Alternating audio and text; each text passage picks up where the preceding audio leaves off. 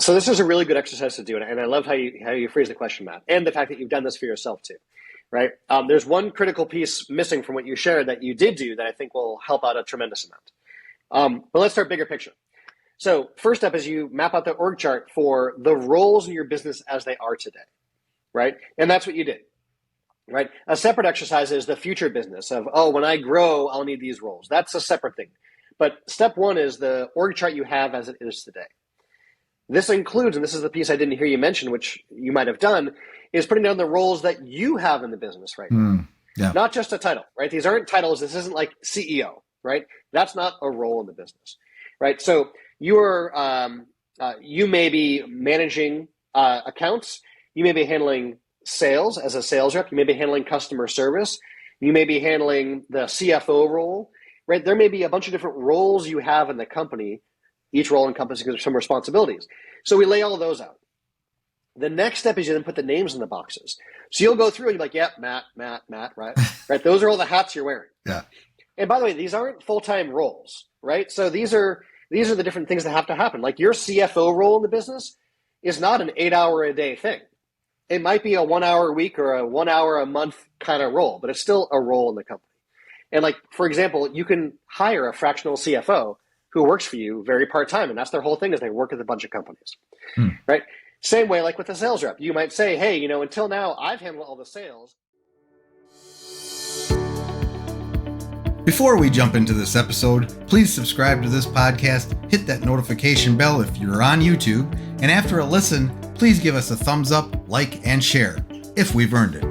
With your help, we can reach more people and deliver these valuable from the trenches lessons to those that need it. Enjoy the episode. Hello, everybody. Welcome to another The Builders. Today, we are joined by Jeremy Shapiro. Welcome to the show, Jeremy. Thanks so much for having me. So Jeremy is a serial entrepreneur, and he is the Bay Area Mastermind. So he'll tell us a little bit what that means. In fact, let's start there. First of all, what is a serial entrepreneur? How do you define that? What do you do? Well, entrepreneurship has been my entire career. From my very first business that I launched, somewhere in high school, spun off to other businesses during college, and then spun to more businesses over the decades. And almost every business that I've launched has filled some gap or need I had in one of my previous businesses, and provided a good place or space to incubate that idea within an existing business before spinning it off to its own thing. So for me, serial entrepreneurism is about not having just one business or being new to it, but having multiple businesses over time. Gotcha, and sometimes at the same time. Gotcha. Incubator. I don't know if that word's ever been used on this podcast before. Anyway, so, and then Barry. Well, it's nice. Sometimes we have an idea for a business, right? And you want a place to test that out. Yeah. And so when you have a chance to incubate the idea, it means you have some resources, or you have a space for it. You have, for example, different tools. If you're using like web hosting, for example, you don't have to go get new accounts, new bank accounts, and new companies and all just to test market an idea. And sometimes you test an idea out and realize there's no business here. And so there's not much has been lost. And other times you have something that really works well. So you go and you kick it off and move it to its own entity, its own resources, its own bank accounts, merchant accounts, employees, team, et cetera. That's a beautiful approach. I love that we're like 2 minutes in and we're already learning stuff. This is awesome. And so what tell us a little bit about the Bay Area Mastermind. What is that? That's a mastermind group, obviously.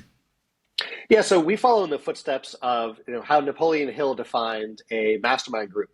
And in his case, when he was talking about the power of the mastermind, that really came down to one of the foundational concepts he talks about in Think and Grow Rich. There's a chapter even titled The Power of the Mastermind, the Driving Force. Yeah. And that really, he defined it as the coordination of knowledge and effort in the spirit of harmony between two or more people for the attainment of a definite purpose, which is a bit of a mouthful. But if we fast forward that now, here 90-ish years later, what that comes down to is when a group of like-minded people get together in the same room, the ideas and thoughts that come from that peer advisory is far greater output than you can have just on your own thinking about things with a notepad by yourself. And so the way we use the mastermind concept is we get together a bunch of like-minded business owners and entrepreneurs in the groups that I facilitate once a month for a full day of working on the business. Wow. The work you do every day for the business is the work you do in the business, is the actual trade, the actual thing that you do. But when we step back and do the strategic work, that's really the work on our business. And the mastermind group format allows us to have that peer advisory and allows us to share really what's working in our business, what's not working in our business, and where we need help. That is cool. I love it. And Think and Grow Rich. That's a book that's mentioned over and over again. So many of us love that book. No, awesome. So we are like I said, we're already learning stuff. We can talk about masterminds if we have time, but let's first start where we always first. I'll always start when we have a guest on for the first time. And that is with your story, because we want to get to know you first, especially if you come on again. We'll reference this episode and say, if you want to learn more about him, go to the first episode he was on. And so tell us your origin story. How did you, well, we already kind of got an idea of, like, entrepreneurship sounds like it's kind of in your blood, but kind of what that journey looks like, though, why it's in your blood, who influenced that, and how did that journey look, and how did you find yourself where you are today, helping people do awesome things in the world? Well, I've always identified, when I look back over my life thematically, I've always identified as a builder, right? Whether that be as a kid building Legos and creating things, as an older kid drawing and creating things, even further along with computers, programming and building things. Every step of the way is always about building and creating. And what I found was that who that was in service of was almost always business owners, founders, and entrepreneurs. So the very first businesses that I had, even in high school and throughout college, were serving those who were themselves building businesses. And the next thing I knew, I realized that I myself was building businesses for myself while helping and supporting these founders and entrepreneurs. And so that arc has been there all along. And when we look at even growing or scaling a business, and the folks I work with these days, that itself is still this view of how do we scale up the business? Well, that comes down to building systems, right? Building the right processes, building the right structure for who you need to hire for your team, and so on. And so my journey from that beginning, if we look career-wise, is starting my first businesses. And when I went off and was starting college, I was at this interesting inflection point because my personal business was growing, and I was trying to take on a full course load. And at some point during my second year in college, I had 40 plus hours a week of client work that I was doing and was trying to handle school at the same time. And so I faced this difficult decision point of which has to give. And I looked at things and said, well, this is just a little bump in business, just a little temporary increase. Let me attend to that, and then I can come back over to school. And here we are, decades later, and I've not actually returned yet, which my wife will remind me from time to time. She knew from the moment she met me I was never going back. But I came from a family of two educators. Both my parents had multiple advanced degrees. My father was a professor at university. My mother was an elementary school teacher her entire career. So this was a family of educators believing in the value of education, a higher education. And here I was saying, I'm going to take a break from school to pursue the business side of things. Yeah. And that was a difficult conversation. I'm sure. Yeah. But looking back, it was one of the best decisions I ever made. That allowed me to not just grow my business, but bring on employees for the first time, bring on team members, establish a board, get business coaches, business consultants, and advisors, get out there in the world of networking and finding people to refer business to me and also those that I could refer business to. And I really saw my business grow and grow. And that was a really exciting journey to be on. And if it weren't for those earlier decisions, sometimes even those scary decisions, I wouldn't be here, half a dozen plus businesses later. Yeah. Yeah. You gotta be brave to be an entrepreneur, take risk and make big decisions and leaving schools. I have a similar relationship with school. I took several years of it, but it was split between a couple different times in my 20s. And and it was always because, I'm going to instead just do this business, or I'm going to go off and try this career that turns into a business and things like that. It's like, I don't need school. I got enough school. It's funny.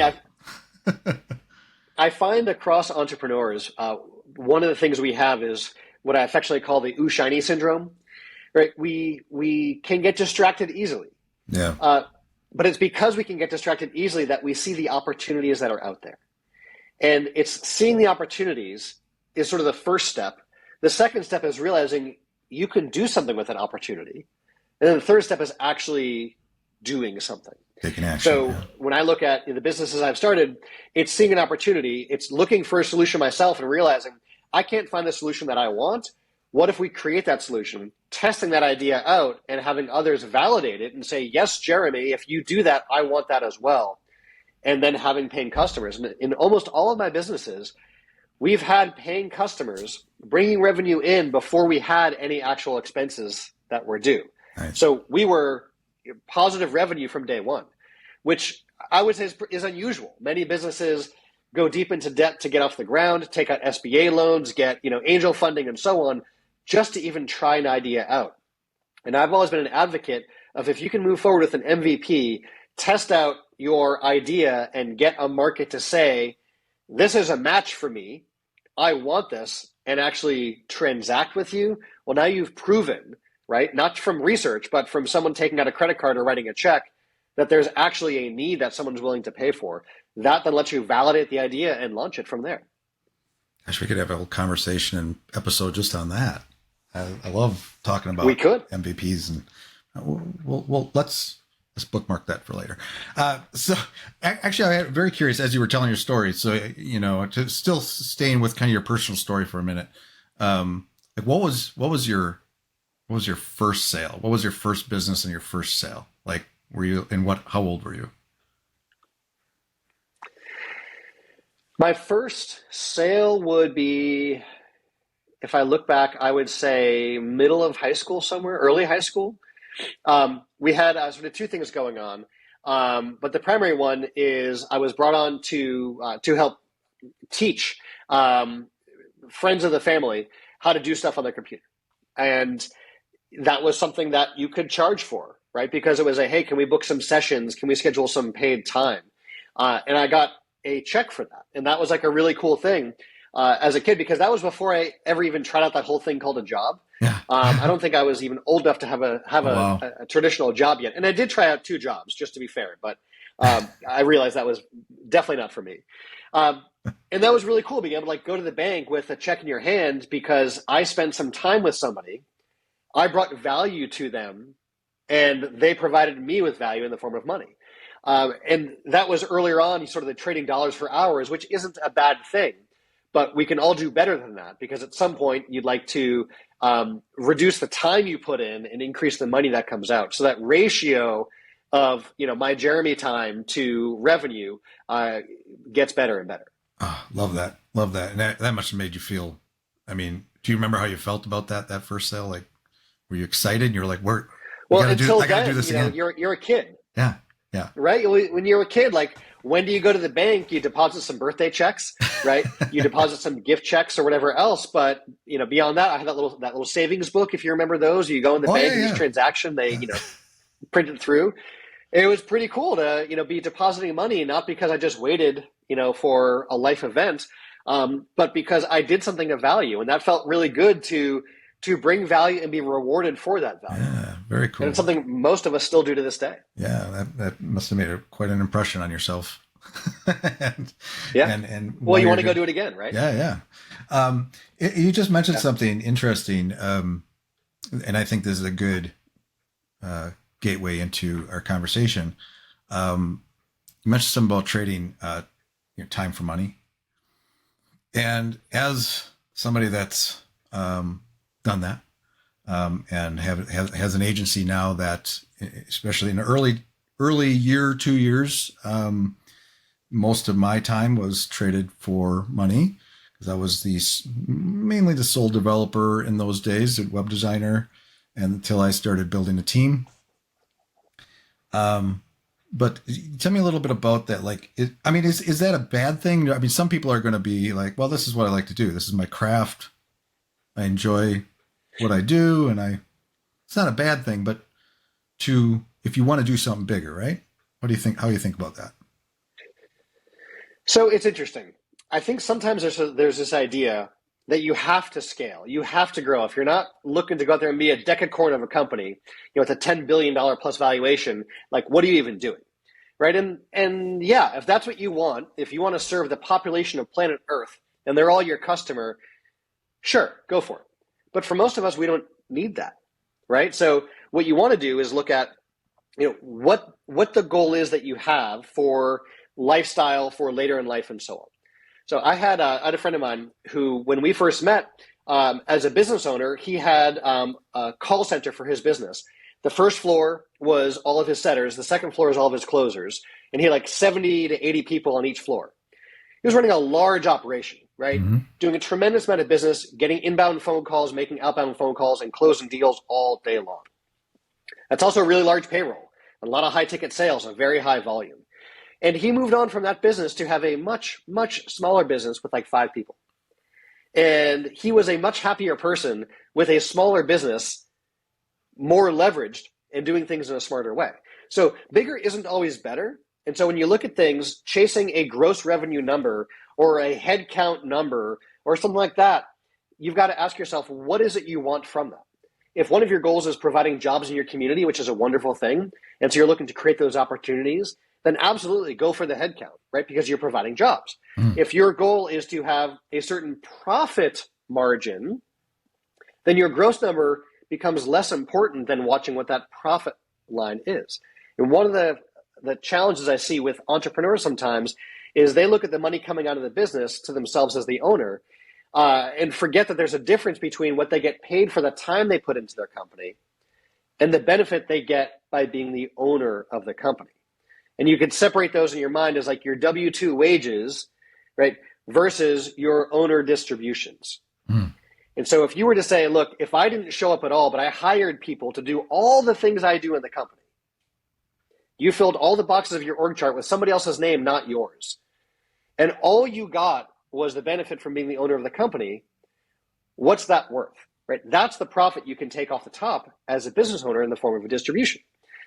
And if you look at like a Subway franchisee, for example, they're going to work, 60 to 90 hours a week, some insane number of hours, and pull home like $40,000 to $60,000 a year. And not only is that like, I'm pretty sure below minimum wage, but you're an owner, so it's different, but you're getting none of the benefit of being an owner in something. Right? So if you look at the smarter franchisors, for example, those franchisees own a bunch of them. They don't show up to any of them to do any of the work. They're not slinging sandwiches and so on. But they have the benefit that comes from the cash flow that comes out of the profit from each of those locations. Those are two very different businesses. One is an owner-operator, right? And one is a business owner. And there's a really big difference. Yeah.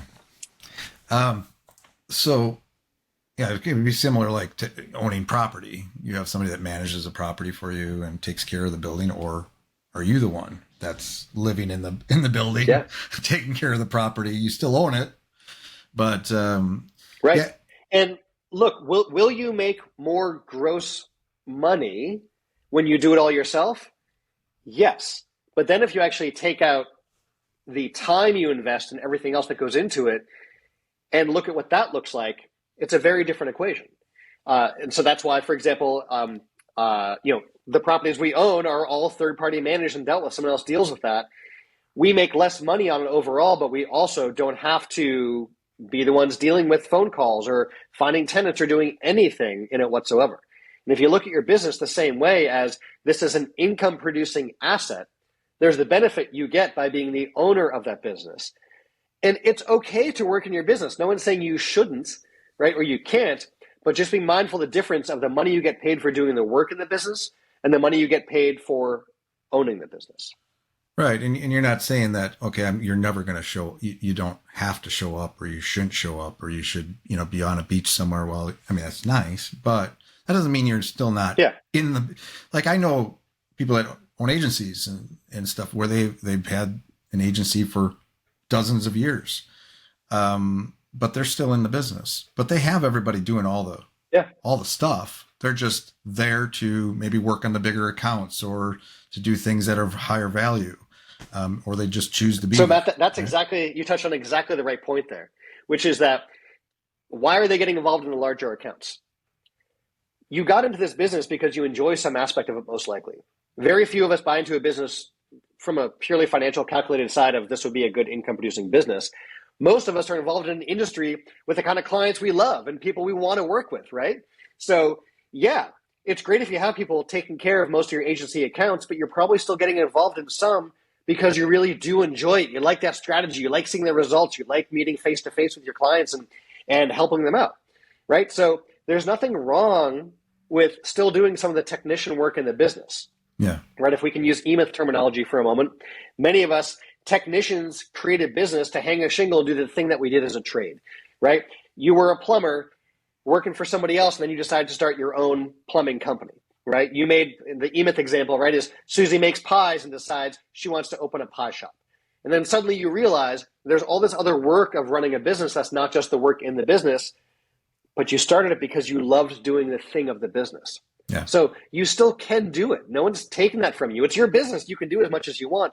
Just recognize, what the ROI on that is, and recognize that you're probably doing it because you enjoy it, and that's okay. You should be able to do things you enjoy doing. Yeah.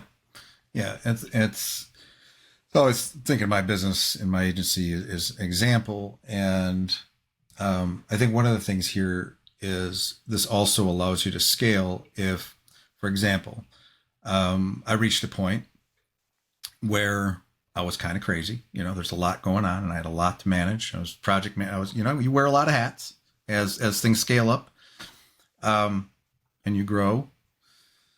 But there was a point where I realized I'd gotten a large account and I needed to focus on that account because it was large and it had a lot of potential. But I realized that if I was going to take on this new account with these larger projects and potential, that these other things that I'm working on, I need to start getting more help on. And that's when I hired my first project manager a couple of years ago. And that allowed her now to take care of certain accounts, so I trained her, my team as a whole were already taking care of that client. I was just managing it, but now she could manage those things, manage the conversations and the requests coming in. And so now I could go and nurture this new relationship. And that's happened once or twice since. And that's kind of allows, now I don't have to do that, but that allowed me, that's kind of working on the business in terms of growing it, right? Is that, what is, so define this for me after I just told that story. Yeah. What is in and on? Like if you could bullet list each one. Yeah. So in your example, bringing on someone to increase your capacity to manage more projects while you still manage some projects is good from a scaling standpoint. And the strategy on that of hiring was sort of the work on the business, right? While you're still managing accounts, though, that's still the work in the business. Yeah. So the work in the business is, I also call it the work of the business. So managing accounts is a job that you can hire for within the business, right? So the differentiation could be like, what is the strategic work of you as the owner, as the visionary, as the person who's the captain of the ship deciding where this business goes? That is the work on the business. You're deciding what are the systems, what are the processes, what's the org chart, what's our vision, where do we want to go, what's our mission, and so on. That's your job and is the work on the business. The work in the business is doing the trade, managing the accounts, right? Putting it all together and doing the things that keep the business moving forward. Handling the bookkeeping, right? Handling hiring, handling managing. All that stuff is the work in the business, which needs to get done. The question is, does it need to be you who does it all? And if you look at your org chart for what your business looks like, and your boxes on the org chart, by the way, are the roles in the company, your name is going to be in a bunch of them as a business owner, and that's okay, right? But the litmus test I use is if you were to step away from your business for a week, 3 weeks, 3 months, someone else is going to have to do a bunch of those roles in the company. And so if you were to hire for those, first of all, can you even step away from your business for that period of time without it sinking and failing? And if you can, that's indicative of you having the right systems and the right people to run those systems for you in the business. Yeah. Most business owners aren't there yet. And that's okay. It's a journey, right? So you can look at the question of, well, what roles am I still doing? And so for me, for example, a turning point was when we started our family, 3 months, into the pregnancy, I went to my team on one of our meetings and I shared the exciting news, like, hey, our family's growing. It's not going to be just the two of us. We're going to be having a baby. And my team was very excited about that. And one of the first questions they asked was how much time I'd be taking off. And I guess I hadn't really thought about that because I've always worked for myself. I've always worked from wherever I want, doing whatever I want. And I hadn't really considered this idea of how much time I take away from the business. And I said, I don't know, like, I'm sure I'll take some time off. And they encouraged me to take 3 months off. And I said, oh, wow, that sounds good. And I thought about that. And as I was, thinking and processing that, they already had a list. They said, well, Jeremy, here are the hires we need. Here are the systems we need to document. And here's the stuff that you do or know about that we don't, that we need to get figured out. And we had a 6-month runway to get that all sorted. And we did. And then I unplugged and turned off email and Slack and all those things and had truly stepped away to be there for 3 really precious, wonderful, great months of a newborn and our family of 3 now. Amazing. And wouldn't you know, by the way, that during that time away from the business, you get some really good ideas. When you're not looking at the day-to-day of what's going on in your business, you find inspiration. You think of things you could do better. And man, when I hit that 3-month mark, I loved all the time, with a newborn and being able to have all my attention there. But I was itching to get back in and start implementing and executing on some of these great ideas I had to really grow the business and create a better product and serve new markets, all those kinds of things. And because we had those systems and people in place, as my daughter hit 4 months and 5 months and so on, it's not like I was just back to work 90 hours a week. No, I was still able to be a very present dad with a growing family. And then when we had our son 2.5 years later, we were able to do the same thing. Take that time and step away from the business.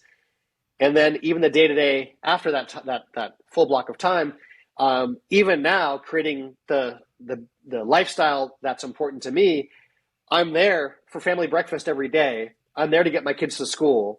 I'm also fully present there for my business throughout the day when needed. But also most every Thursday I'm offline. That's one of the days I'm out there riding bikes. Weekends are completely unavailable. Nights are completely unavailable for work as well.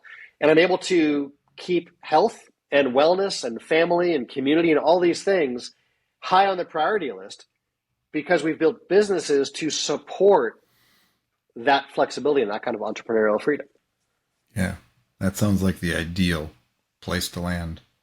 So it's interesting, I was talking to, I think it was Alexander De Ritter. He was on here a couple months ago talking about AI. He's an AI guy. He gave me a challenge after we got off and we're chatting a little bit afterwards.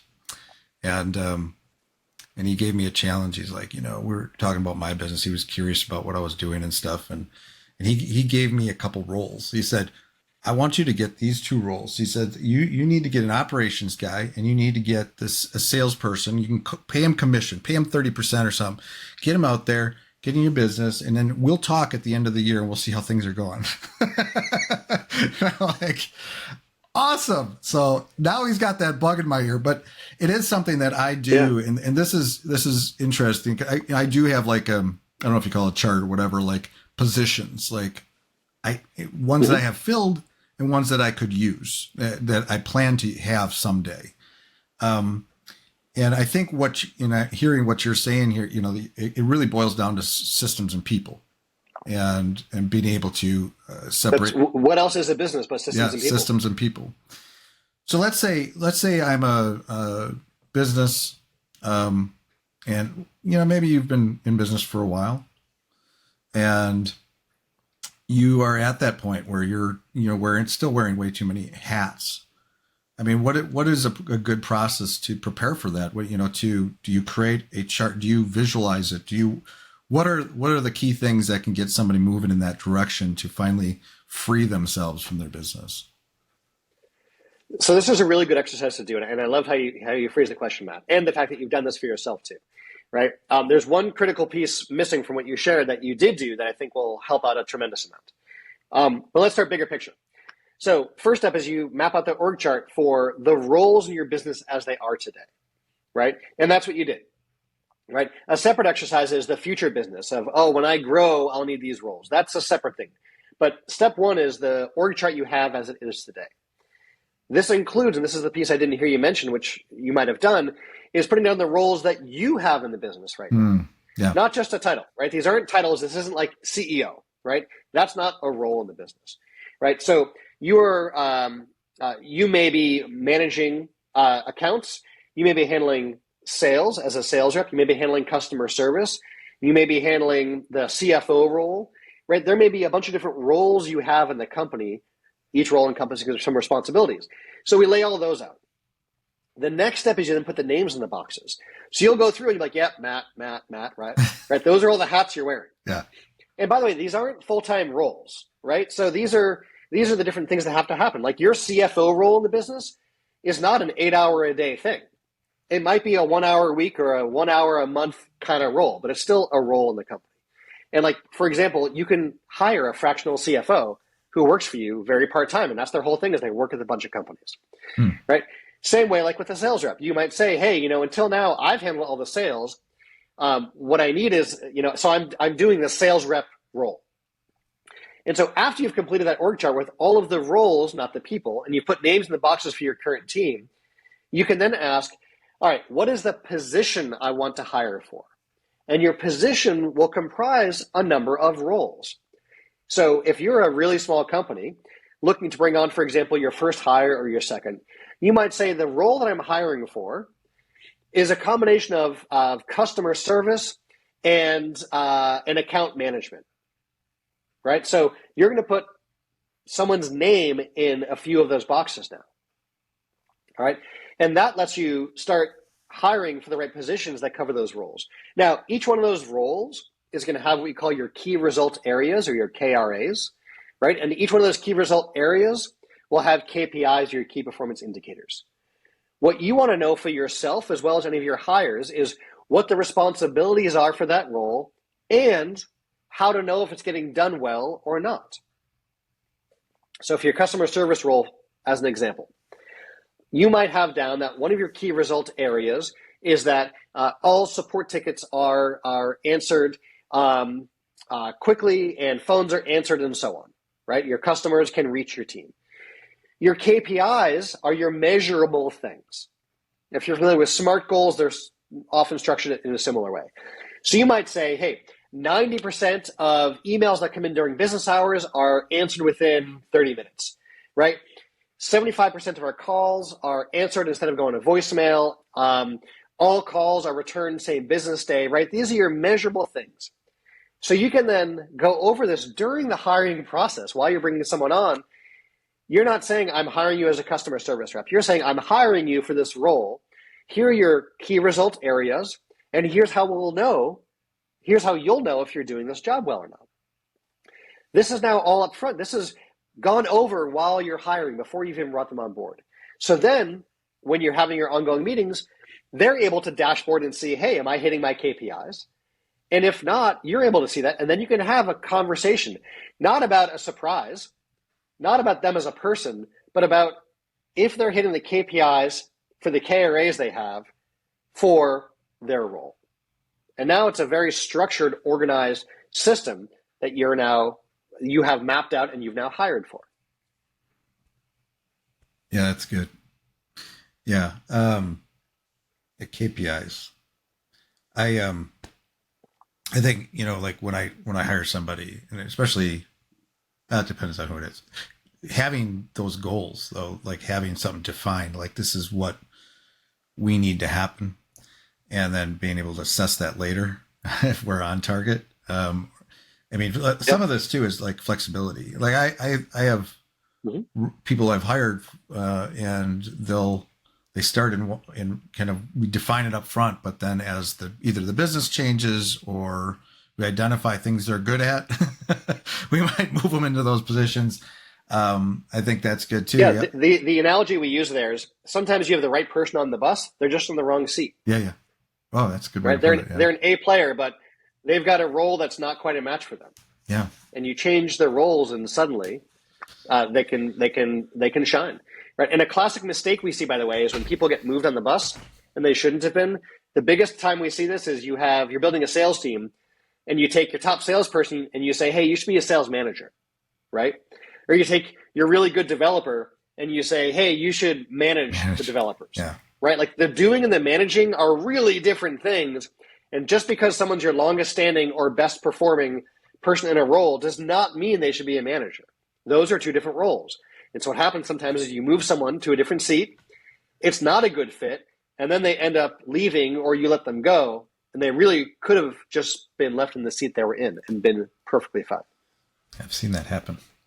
On the sales side of things, you touched on this one earlier, Matt. Yeah. One of my clients was he did B2B sales, and a lot of his sales came from making outbound calls. So every single day, he'd pick up the phone and he'd knock out 100 calls, 100 cold calls. And he knew his numbers. For every 100 calls he made, he'd have so many phone conversations. From so many phone conversations, so many would be interested and book into a follow-up. And from so many follow-ups, it moved towards getting new business. And when you make 100 calls a day, you know your numbers. This, however, is kind of limiting in the stuff he could do in the business. He was really good at it. Mm-hmm. And so what we'd encourage was to hire someone to do that. And so he knew one of the key result areas was make 100 calls a day. That's easy. That's measurable. And then you can go into what the conversion rate should look like on those, what the quality should be, and so on. But that was sort of one of the base metrics of what needed to get done. So he went out, made this hire, and suddenly had someone working the phones every morning, except that was only part of my client's job, whereas this was now the sole responsibility of a new hire. So the new hire could make, I think it was like 300 calls a day. So this freed up my client from 100 calls a day and got someone to make 300 calls a day. And so now what he was able to do is set appointments for the business owner to then get on closing calls and actually talk to qualified hot prospects who he could close into new business. Beautiful. So that was one of those areas where he tripled the outbound call capacity and now effectively doubled to tripled the number of quality conversations he was having. And when I see people hesitate around hiring someone to do the job that they're doing in the business, it's usually one of two ends of the spectrum. Either the concern is, I can't afford to hire someone. The second concern we hear is, but nobody can do it as good as well as I can do it, right? And these are both rather limited mindsets. First of all, the question you have to ask is this a revenue generating role in the business, or does this free up someone to do revenue generating work in the business? So for example, if you're not going to hire a salesperson right away, but you're the one responsible for that, if you're stuck doing books a few hours a day, the books of the business, and you hire a bookkeeper, that's an expense, but it frees you up to do higher value work in the business, then that's a win, right? So it's a bit of an indirect, but still really important ROI. On the other end of the spectrum is the mindset of, but nobody can do this stuff as well as I can do it. So that's flawed thinking in two different ways. One is our goal is always to hire people who are smarter than us and can do things better than we can do it. And I will tell you, when you find team members who do stuff better than you can, it's incredible. I had a client once who had a software company. He was not a tech person at all. And I love that because it meant he was forced to hire the people to do the work of the business because he couldn't. Yeah. So he was never blocked by this idea of nobody can do it as well as I can because he couldn't do it at all. And I love that because it was a forcing function, right? So people can always do it better than you. But the fallback to that is even if they can't, and even if you hire someone who has a lower closing rate than you do on sales calls, it is still freeing you up.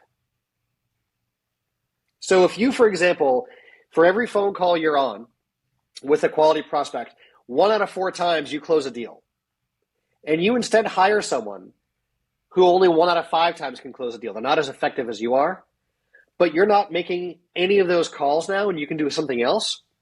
That can be a win, right? The ROI on your time has now just gone up, so long as you use that time productively. Yeah, I was gonna talk to, no one can do it as good as you can do it. I think because it's actually, maybe it's true, right? I've worked with really smart people. I have, you know how you were telling you're talking about something, you have one specific person in your mind. You don't want to say who it is, Yeah. but it was part of an organization, a company that I might have been involved with at one point, and they have a particular founder who liked to build stuff. He'd like do all the landing pages. He would do all the funnels, and he'd like build all that stuff and do maybe even did the copy. I don't know, but he was just really always involved. Or he'd do the design, and then give that to somebody. But I remember it was an initiative to get him from not doing that so he could work on the more important things in the company. But it was really hard because he had a very, he'd probably been doing it he was doing it for years. He had a very specific way he did it and thought about things, and the detail in each, everything, every decision in the copy is, there's something behind it and how the pages lay out. And but the fact of the matter is, he has to make the decision to just give it to somebody else and work with that person, even if you can let it go and let it go. And they're like, that person you may need two people to do what you did, but it, like you said, now it frees you up to do depending on what your business is. Yeah. Depending on what the business is, a perfectionist mindset can kill your business. Now, look, if you're a surgeon, perfection is really important, right? If you're a pilot, look, doing things correctly is really important. But most of us aren't surgeons, right? And if we look at our landing page, done is often better than perfect. And so I'm sure you can identify with somebody in your life who could spend days tweaking the pixels, adjusting the colors just right, stressing over what the headline should be and changing the copy 1,000 times.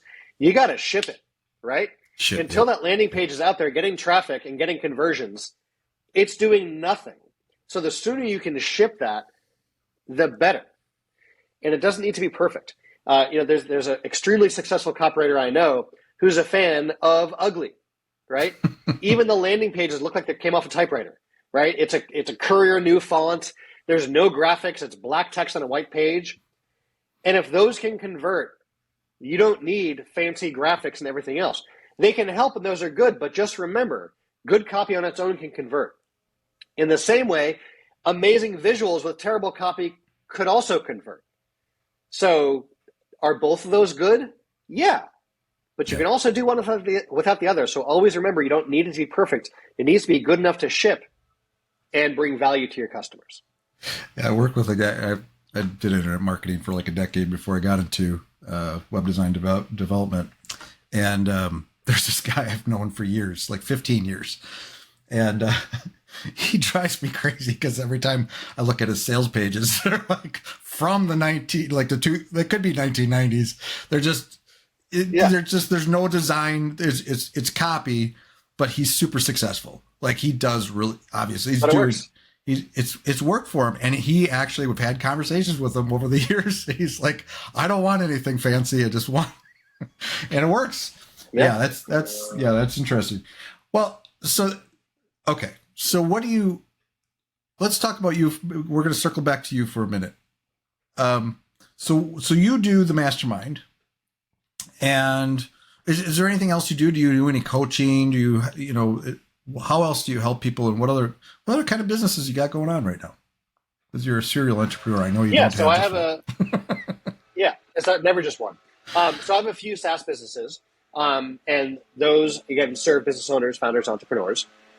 I run the mastermind. I do some coaching and consulting with boutique clients, but that's not something that I go out there looking for. It's usually a matter of there's a mastermind client who comes to me saying, hey, can you help me out with this? Or somebody I know is looking for that kind of work. But primarily, my focus is on the business owners, founders, entrepreneurs. And the biggest way I help them is through our mastermind group, which, by the way, we talk about a group. We don't just mean the one day of focused work on the business in our mastermind forum, but also the community we have between meetings, where our members stay in touch, where they connect, where they help each other out, where they get peer advisory, they get my input, and so on, as well as all the other things that we have available for a mastermind group. So that's where the bulk of my time is. in running that, in writing. I do a fair amount of research and writing in the space as well. In the entrepreneurial space, I love interviewing successful founders and entrepreneurs who found what I call entrepreneurial freedom, which, by the way, is not financial freedom. That's sort of a piece of it, but it's freedom of time. And so I love talking to fellow entrepreneurs who have made it to the other end of that rainbow, and can speak to what it's like to have control of your time and who you work with and what you do. So that's a lot of the space that I work in. So the mastermind, is it open to anybody, or is it more local, or is it, Yeah, good question. We are there's an application process. So people who are interested in trying out the mastermind, it's not like you just click add to cart and done, you're a member, right? We have an application process that we look for qualified members to join us. And after an application is submitted to test drive with us, we hop on a call 101 and we review the application to see if there's really going to be a fit. And then if we think there is, then founders and entrepreneurs that are a good fit can invest in a test drive day with us. So they pay to join us just for the one day to see if this is going to be the right group for them, and for the group to see if they're going to be the right person for the group, right? This is a two-way fit we're looking for. And if everyone thinks there's a fit afterwards, then we extend an invitation to join us for the group, right? Qualification-wise, we're looking for established business owners who have an existing revenue-generating business that they're looking to scale up, right? All of our members are lifelong learners, both from a personal development standpoint and professional development. All of our members, love reading, are always reading books, going to conferences, taking courses, and growing, right? Not just stagnating, and are looking to scale their business from beyond where it is now to get to that point where they have that entrepreneurial freedom. All of our members also have some superpowers or areas of genius, and this is where they can really share with other members. And what's beautiful is, since everyone has their own things they're really strong in and areas where they're weak, the peer advisory format we have allows for the cross-pollination of ideas and that true sharing.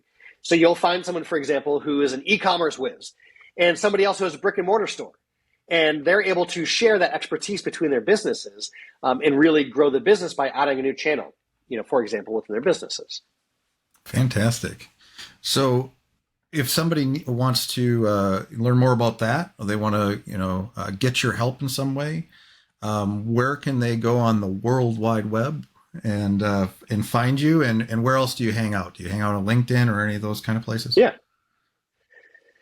So you can find me. You can find everything about the Bay Area Mastermind at bayareamastermind.com.